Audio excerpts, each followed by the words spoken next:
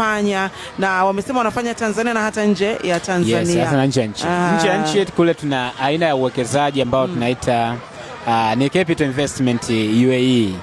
UAE ni Dubai, tumebase Dubai ambako uwekezaji upo kwenye hoteli za kifahari. Okay. Ambapo kwa Mtanzania mwenye uwezo kuanzia $1.5 anaweza kununua chumba cha hoteli akawa anawekeza, au akanunua apartment ambapo hii inaanzia $300,000. Pia tuna uwekezaji kama huu South Africa kwenye miji ya Johannesburg, Durban pia na Pretoria. Tuna uwekezaji kama huu pia Mozambiki kwenye jiji ya Maputo. Uwekezaji pia kama huu Mbabani pamoja na Manzini kwenye nchi ya Eswatini. Zamani ilikuwa inafahamika kama Swaziland. Na sasa hivi tuna partnership St. Louis kwenye nchi ya Mauritius ambako tunakuja kwenye upande wa beach resort. Uwekezaji huu wote kwa mtu ambaye anahitaji kufanya tunaita divestment kwenye uwekezaji, kwamba unawekeza sehemu ambapo uwekezaji tayari umeshakuwa. Kwa unapowekeza ukiwa unatarajia utakuwa unapata gawio la kila mwezi na pia gawio la baada ya mwaka mmoja. Tunasema annual dividend. Okay. Ndio. Okay. Sawa bwana. Unafikiri Mary umesikia vizuri? Una ndugu yako yuko Dubai, una ndugu yako yuko Eswatini kule. Yeah. Una ndugu yako yupo huko, ndugu yangu mwambie Mevit Company wako hapa na naweza kukuhudumia. Wanakuhudumia kirahisi sana. Na natamani tuzungumze sana, lakini najua kuna siku ambayo tutazungumza mengi sana. Leo kwa sababu tuko hapa tunaweza tukao tunazungumza kwa kurukaruka kidogo. Mevit Company mmekuwa washirika wetu kwenye jambo letu kubwa kabisa tarehe 9 ya mwezi wa 5 pale siku kubwa ya mwanamke mwamba. Kwa nini mliamua kushiriki nasi Mevit?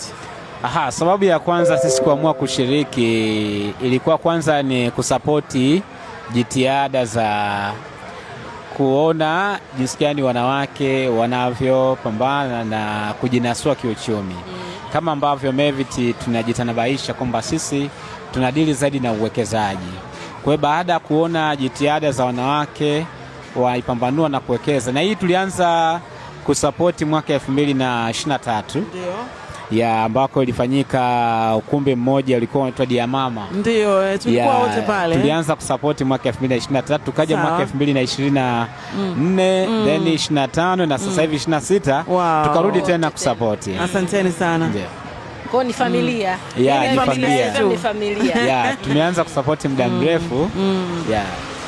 Kwa hiyo baada ya kuona jitihada za wanawake ambao wanapambana katika namna moja au nyingine kujinasua katika uchumi. Ndio. Kwa hiyo tukaona ni kitu cha msingi kusapoti Mevit. Lakini pia kwa sababu Mevit ndani yetu, kwa mfano kwenye executive tuna wanawake pia ambao wanahitaji kuona wanawake wengine wanafanya vitu gani ili wapate kama motisha ili hata wakiwa ndani yetu sisi waweze kuleta mchango fulani. Jumana ni familia yetu. Kwa siku ya wanawake pia kutoka Mevit Company Limited tutakuwa nao hapo. Tutakuwa nao. Tutafurahi nao pamoja. Exactly. Na siku hiyo pia wanawake watapata nini kutoka kwenu? Wale ambao sasa tumekuja kusherekea, wale ambao tumekuja sasa kufurahi siku ya mwanamke mwamba. Sisi tumejipanga tuje tutoe elimu kuhusiana na swala la umiliki wa ardhi, hususani kwenye mabadiliko ya sheria, masuala ya ardhi ambayo sasa hivi yametoka kwenye kumiliki ardhi.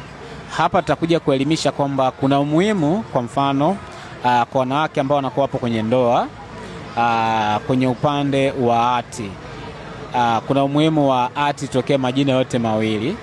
Hii ni kutokana na tofauti zinapokuja kwenye masuala ya ndoa, kama kuvunjika kwa ndoa kunahitaga kesi ambazo zinashindwa kupata majibu kwa muda. Kwa mfano labda wenza wanapokuwa kwa pamoja, baadaye mwanaume akatangulia mbele yake.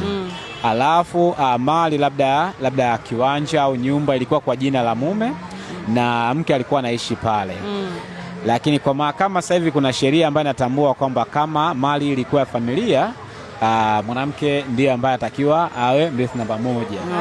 Lakini pia kuna changamoto inakuja kwamba kwa mfano ndugu wa mwanaume unaweza wakaandika mirathi ikawa haimtambui mwanamke. Huwa inakuaga kesi hizi mpaka zinaenda kuishia mahakama ya rufaa au mahakama kuu. zikiwa kwamba kule sasa wataangalia jinsi mali ilivyochumwa. Je, mwanamke alihusikaje? Na endapo kama itaonekana mwanamke hakuhusika, hata kwa kidogo huwa anatolewa. Sasa kuna haja kwa sasa hivi katika mabadiliko haya mapya ya hakimiliki za hati kwa wanandoa, majina yatokee yote mawili kwa ajili ya kuepusha swala zima za tofauti zinapokuja. Pia tutakuja kuelimisha kuhusiana na jinsi ya umiliki wa ardhi kwa sasa hivi na sehemu zipi mtu anaweza akamiliki kibiashara, sehemu gani anaweza kuwekeza kibiashara. Kwa mfano kwenye miji ya Tanzania tukichukulia, kuna miji ambayo inakuwa kwa kasi. Kwa hiyo tunaweza kuwashauri kwa wanawake ambao wanahitaji kuwekeza labda kwa ndani ya muda wa miaka 2, 3 mpaka 5.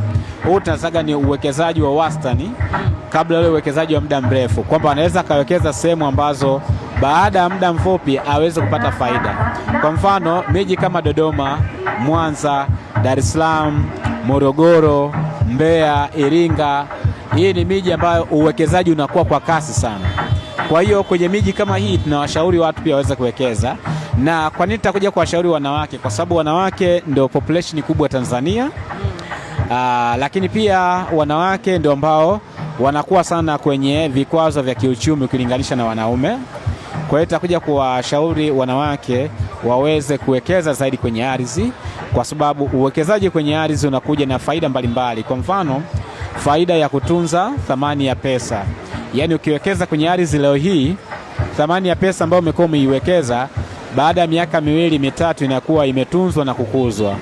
Faida ya pili ni kukua kule kwa thamani ya uwekezaji, ambako ardhi huwa inapanda thamani kila baada ya muda fulani. Kwa hiyo ukiwekeza kwa mfano milioni 2, 3 leo, baada ya miaka 2, 3 sio milioni 3 tena, inakuwa mara 2 au mara 3 ya ile thamani ya hela ambayo umewekeza. Pia uwezo wa kuweza kurithisha kwamba kwa watoto, wajukuu, uwekezaji kwenye ardhi ndio uwekezaji ambao unaweza kurithisha kwa haraka. Lakini pia uwezo kuweza kujenga, kama sisi ambao tunasimamia ujenzi wa nyumba, ujenzi wa majengo mbalimbali. Kwa hiyo ukiwekeza kwenye uwekezaji huu utaweza kujenga kwa muda mfupi na ukafanya uwekezaji zaidi. Lakini kuna swala la mikopo. Ili kupata mikopo, uwekezaji kwenye ardhi ndio uwekezaji wa kwanza ambao taasisi za kifedha kama benki au wakopeshaji wanakuwa wanatambua ukiwa na hati. Kwa hiyo tutakuja kuelimisha pia wanawake kuhusiana hii. Na tutakuja na sheria mpya za ardhi sasa hivi ambazo zimekuja kwamba mfumo wa upimaji, kwamba ili umiliki ardhi vizuri yatakiwa angalau ipimwe. Na sisi Mevity tunapima pia. Ndio. Bwana sawa, najua tuna mengi ya kuongea lakini naona kama muda wetu nao unatukataa. Ndio. Mevity, mimi nasema tukutane tarehe 9. Asante sana. Ofisi iko wapi? Mnapatikanaje? Kama ni huko kwenye mitandao ya kijamii wanasema dunia ipo kiganjani, nambari za simu. Asante sana. Mevity ofisi yetu kwa Dodoma iko Uzunguni, jirani na Uzunguni Pharmacy ukitoka kwa RPC. Kwa Dar es Salaam tuko Amana, Ilala Amana. Alafu kwa Zanzibar tuko Mwanakwerekwe. Lakini Dodoma ndio ofisi kuu. Kwa hiyo taarifa zote zinakuwa processed kutokea Dodoma. Na tunapatikana kwenye mitandao ya kijamii, kwa mfano Instagram ni Mevity Real Estate Company. Pia unaweza kutupata LinkedIn, unaweza kutupata YouTube kwa Mevity Real Estate. Pia tunaweza kutupata pia kwa Facebook, na unaweza kutembelea website yetu ya www.mevity.co.tz. Huku kuna taarifa zote na utafiti ambao tumeufanya karibuni kuhusiana na mikoa yote Tanzania. Unaweza kaenda huku pia kaupata. Na kwa mawasiliano na namba ya simu ni 0759020507. 0759020507. Asante sana.